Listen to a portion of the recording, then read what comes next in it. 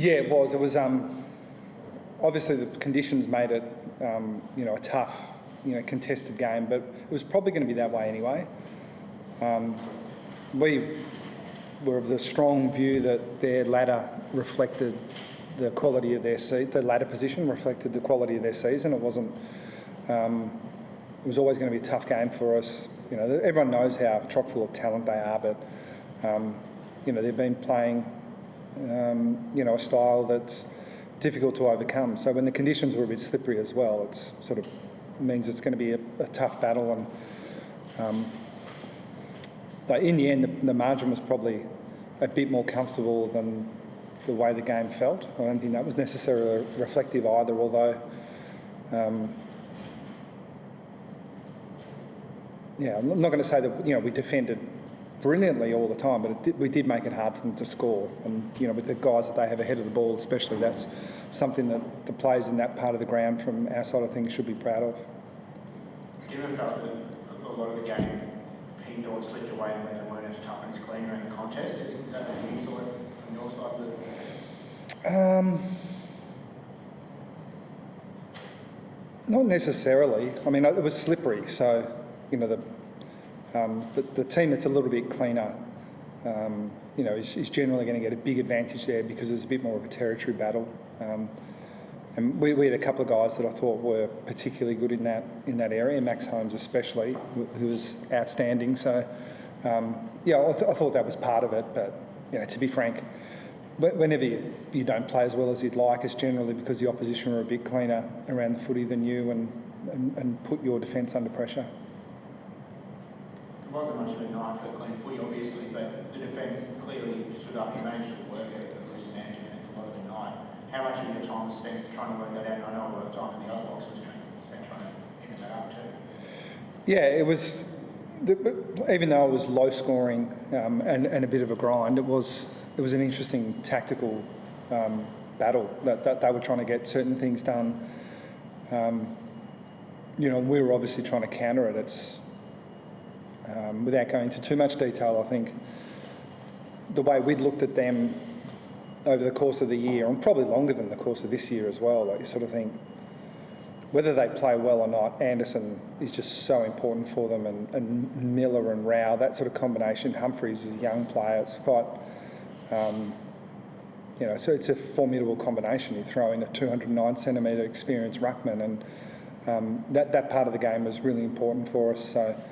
But that's only sort of one part of the tactical battle. You're sort of talking about more outside that initial contest, but the way we're sort of thinking about it in the immediate aftermath is that those guys in and around the contest on really high quality players sort of set it up for us. Tyson Stengel, 4 goals. How did you see his performance?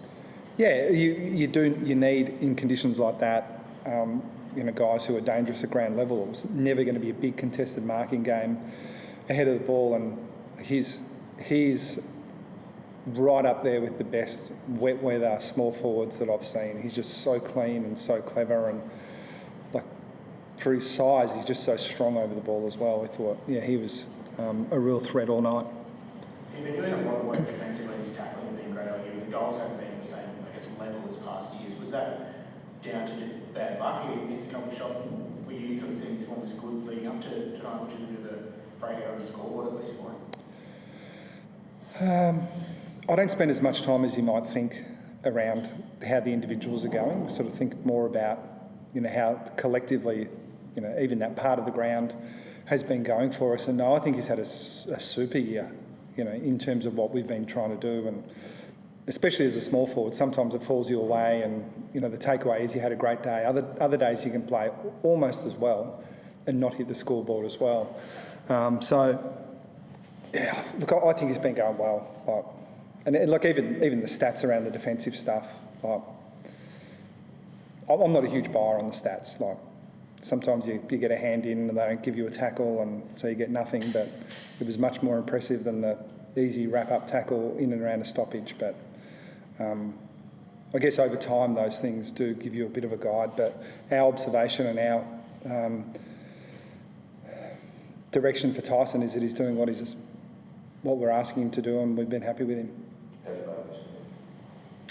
So, look, we're very, very confident that he'll be fine next week. So he had some lingering kind of tightness post-game. He got a cork late, sort of lateral quad, and sort of had some hamstring sort of tightness awareness. We thought it was going to be okay. We had a shorter break coming off the travel from Perth, so it wasn't until later in the week that it became clear that he wasn't 100% certain to play, and so he had, I guess you could call it a fitness test a few hours before the game and just didn't feel confident. And in that situation, I think our tolerance for that sort of situation with any player, much less one like Bailey who depends so much on his running, is generally low. So it was a pretty easy decision to pull him out. But then he went and did, I'm told, a 6 or 7K session, and so it was a situation where he was good enough to train, not good enough to play, which leads us to believe he'll be fine for next week. But who knows? Tom Stewart, 2 parts, if you don't mind. One, it seemed like he was getting back towards what we know he is, and the second, the big bump with Anderson at the end. Have you got thoughts on both? Yeah, strong thoughts. He was, thought he, agree.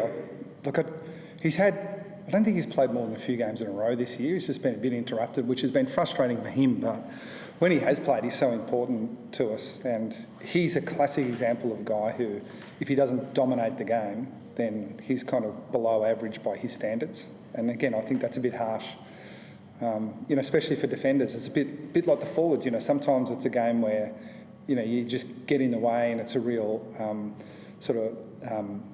offensive impact. And other days, the ball's not going to you so much, but you beat your opponent and they say, gee, you didn't get much of the ball. You must have had a quiet game. We just don't see it that way. But we thought he was a bit more, he was very influential on the game tonight. And so the contact with Anderson, the AFL has done a really good job, I think, over the years of sort of shifting the zeitgeist around the way you should approach contests like that. So anyone that understands the modern game would be really impressed with the way he approached that contact. The early decision to come forward, full speed, looking to win the ball first. When you can't win the ball, then, and this is the part the AFL have been really clear with, and I sort of applaud them for this description, now you have a duty of care to the oncoming player. If you're in a position where contact's unavoidable, you need to be very, very careful. So cues like, do everything you can to avoid head contact, don't leave the ground, turn your body to protect yourself. Any kind of malice or intent to hurt the other guy or hit him in the head and you're in big trouble. But if it's a protective action where contact's inevitable and you don't get him in the head, then you've done everything you can. And that's kind of, I sort of feel for Noah. Everyone loves him, he's a gun player, and it was pretty heavy contact to the ribs, but it was to the body. That is kind of the way the game has evolved. It used to be if you have your elbow in and you hip and shoulder a guy, it doesn't matter where you get him, you're going to be okay. That's changed. You can't hit them in the head now. And so Stewie, I thought his duty of care to Noah was as good as it could have been, and he was good enough to hit him in the body. So if that all pans out exactly as you prescribed there, which may well, and he has a broken rib, do you think it warrants a suspension or a fine or anything like that? No, I don't. But if they change the rules and say if you make body contact with a hip and shoulder and you hurt the body, that's a massive change to the game. Yeah, I don't think we're currently in that stage. And again, I don't think you want to see it necessarily. And again, I think that's when I talk about the zeitgeist changing. There used to be this blood sport, like hurt him if you can. That's changed. If you're trying to hurt a player now, you're likely to be in trouble. But I think it's akin to, again, I don't want to promote it necessarily, but I remember years back, I think it was Natanui went for a mark and kneed Sandilands in the ribs and really hurt him. I think he was pretty seriously injured. But it's kind of like, that's the game. You jump with your knee up and sometimes you're going to hit guys and you don't want to promote it, but it's not against the rules. So I suspect this one's a bit the same. But how's Shannon? So they were worried about his ankle, but it's one of those where he may well have a scan and be pretty good, but there was enough doubt there that it wasn't one that they wanted him to play through. So I don't have the detail yet. I have a bit of an idea, but I don't want to speculate because I think it's one where sometimes a guy gets subbed out and it's really clear, no, he's going to miss a few. This is not that at all. He may well miss a period of time, but he could play next week. So, sorry to be so vague, but that's just the feedback that I've got. Club debut tonight, when did it sort of become clear that Jack Martin would shift from what we know as a sort of forward midfielder to a defensive midfielder, if that makes sense, sort of half-back midfield tonight? When did that sort of shift occur? Was that a factor in the, I guess, the remaking of his sort of fitness that's been overdone in the last sort of 6 months or so? Yeah, we thought it was really positive tonight. We thought he was really good for us, especially early.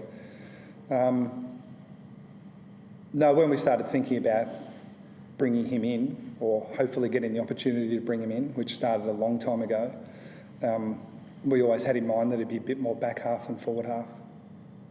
And was that the new position, was that part of the, I guess, retooling of his fitness base, or was that just not? A little bit. They're good questions, but you'd appreciate that I don't really answer those questions in detail. Seriously, I appreciate you asking, and you're directionally right. But again, like you sort of think through, he's had such a difficult run for such a highly talented player, and it required detailed individual planning. And I just don't want to walk you through all that, but yes, all those things were considered. It's a great news story though, isn't it? Like I think even the teams that would be frustrated that he's not in their team would be happy to see him back, I suspect, because he just, I don't know how much you see of him off field, but he's just such a likeable guy, understands the game so well. Like Mac, is he 29 now? Like he deserves a chance to play really high quality footy at the end of his career because he's missed so much. Thanks a lot.